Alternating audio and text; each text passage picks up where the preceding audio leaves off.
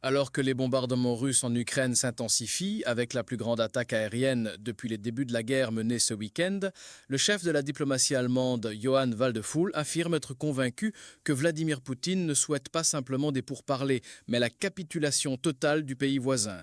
Poutine ne renonce à aucune de ses exigences maximalistes, il ne veut pas de négociations, il veut la reddition inconditionnelle de l'Ukraine.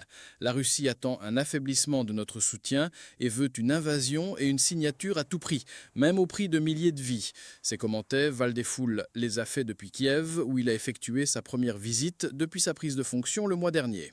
Le président ukrainien Volodymyr Zelensky a appelé les États-Unis et les alliés occidentaux à renforcer la défense aérienne de l'Ukraine, après que les attaques russes de dimanche ont impliqué des centaines de drones, de missiles de croisière et balistiques. L'Allemagne est le plus grand soutien de l'Ukraine en Europe et le deuxième au monde après les États-Unis, en fournissant des armes et d'autres aides afin que Kiev repousse les forces russes. Zelensky a déjà annoncé qu'il avait signé le décret de retrait de la Convention d'Ottawa sur l'interdiction des mines antipersonnelles, le traité de 1997, auquel plus de 160 pays ont adhéré, interdit l'utilisation, la production, le stockage et le transfert de mines terrestres antipersonnelles et vise à protéger les civils des explosions de ces mines après la fin d'un conflit.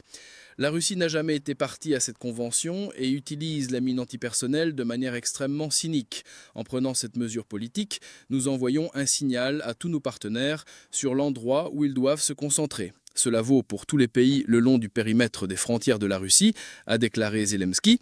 Toutefois, pour que la décision entre en vigueur, elle nécessite également une approbation parlementaire.